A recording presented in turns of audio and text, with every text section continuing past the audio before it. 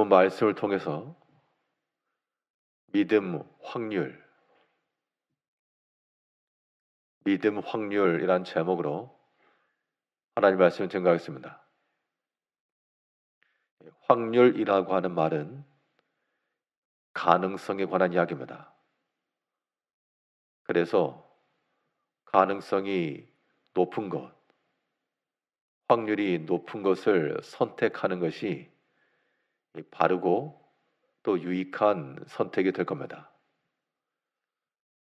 우리가 이 땅에 살아가면서 믿음으로 살아간다 할 때, 그러면 이 믿음의 확률, 믿음의 가능성은 어떠한가?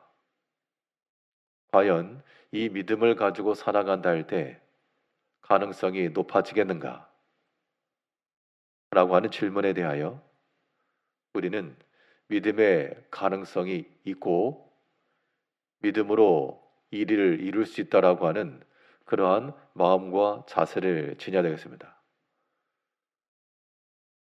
그러면 이 믿음의 가능성, 믿음의 확률을 높이는 그 방편은 무엇인가? 무엇을 통해 이 가능성에 가까이 이르겠는가? 오늘 본문 말씀을 통해 살펴보게 되면 먼저 이 가능성이 이르는 길은 이 믿는 말씀에 있습니다. 그냥 말씀 아니고 그 말씀을 우리가 확신하고 또한 신뢰하며 굳게 믿을 때 그 믿는 말씀은 우리 가운데 가능성을 높이는 길이 되는 겁니다. 오늘 본문의 내용은 하나님께서 아브라함에게 내 몸에서 날 자에 대하여 약속을 주시는데 그때 아브라함이 속으로 웃으면서 어찌 이게 가능할까? 그 장면 속에서 하나님께서 내게서 아들 이삭이 나올 것을 말씀하고 계십니다. 오늘 보면 17절에서 아브라함이 엎드려 웃으며 마음속으로 이르되 100세 된 사람이 어찌 자식을 낳을까? 사라는 90세니 어찌 출산하리요 하고 하나님께서 아브라함에게 내 몸에서 날 자에 대한 그 축복의 말씀을 주셨으나 근데 아브라함이 속으로 생각하기를 이건 불가하다. 지금 내 나이가 많고 사라의 나이도 많고 이건 불가하다. 그래서 하나님의 약속의 말씀이라도 처음에는 그것을 신뢰하기가 어려워서 웃었다는 겁니다. 여기서 웃었다라고 하는 것은 그게 말이 되는가? 불가하다. 가능성은 제로에 가깝다. 와 같은 그러한 사람의 생각일 것입니다.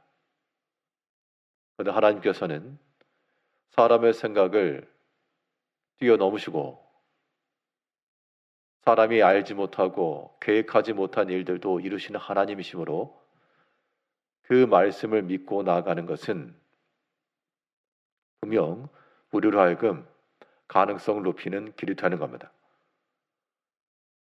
우리가 흔히 차원이라고 말할 때 1차원이니 2차원이니 그렇게 말을 하는데요.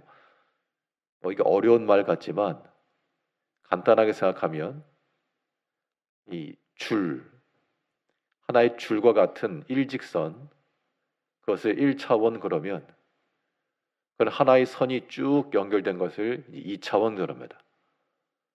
그러면 이제 직선이 아닌 하나의 면적이 나오겠죠. 그럼 1차원과 2차원은 전혀 다른 겁니다.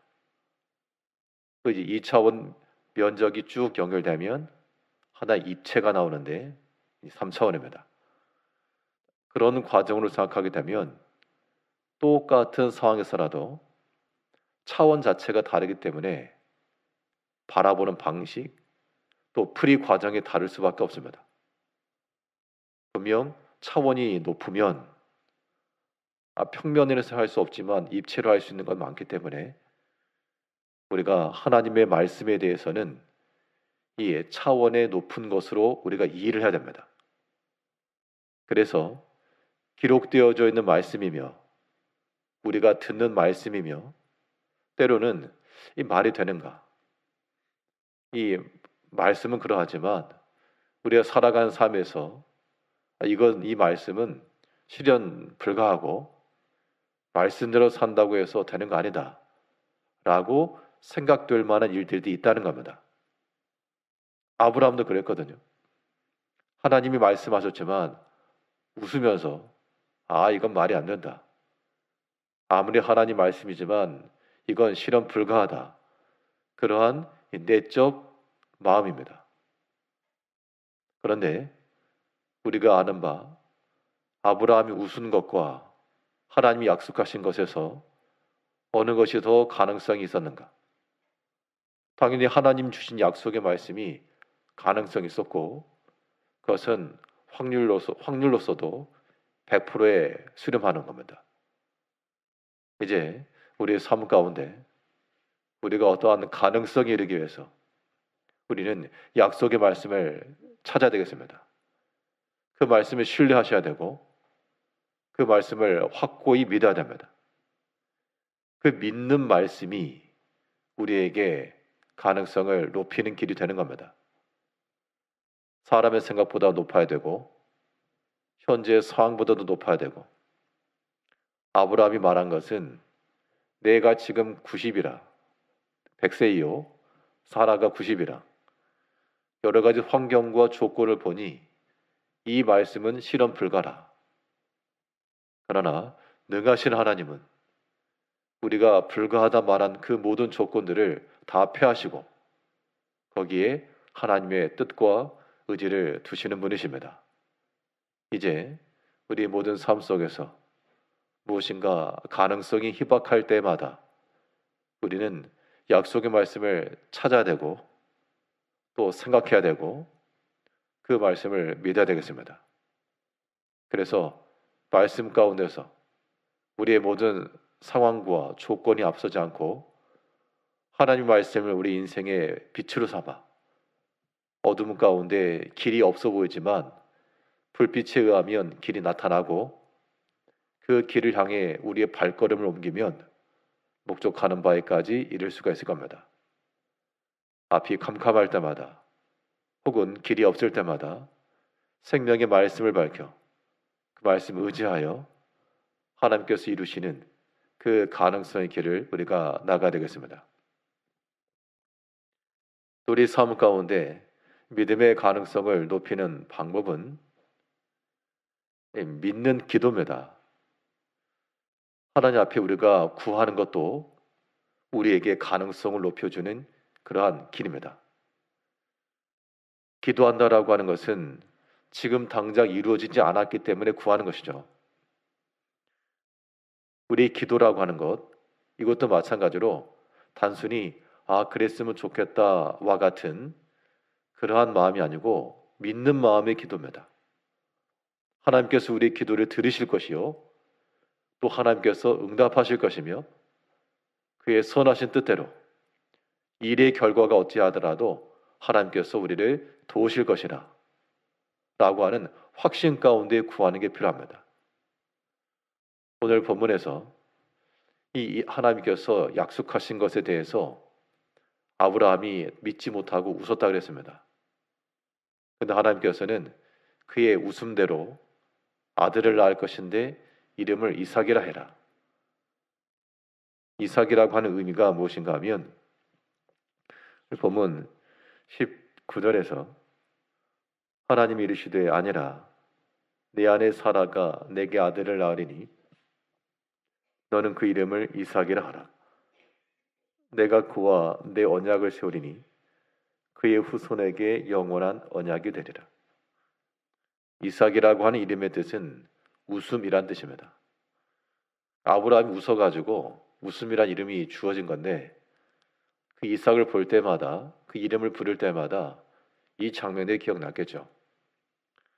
근데 아브라함은 그의 모든 일들 가운데서 평상시 아무 생각이 없었던 건 아니고 이후의 일에 대해서 항상 관심이 있었고 또한 하나님 앞에 구함이 있었고 그래서 현 상황에서는 자식이 없었으나 이 첩, 하갈에게서 나왔던 아들 이스마엘이 있었고 그 이스마엘이 잘 되기를 원합니다.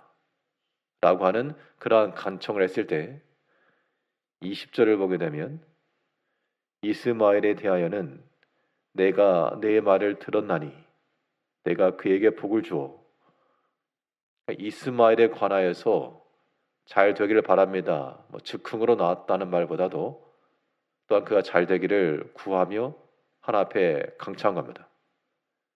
이 믿음의 기도를 하나님이 들으시고 그가 이스마엘이 하나님이 약속의 아들은 아니었으나 그러나 그에게도 복을 주겠다, 번성하겠다 라고 약속을 해주고 계십니다. 이제 우리의 모든 기도는 하나님께서 우리 가운데 일을 이루실 가능성을 높이는 길인 줄 알고 그래서 기도하자는 겁니다. 그래서 어려움이 있을 때 사람의 생각으로 불가할 때 그래서 기도한다는 겁니다.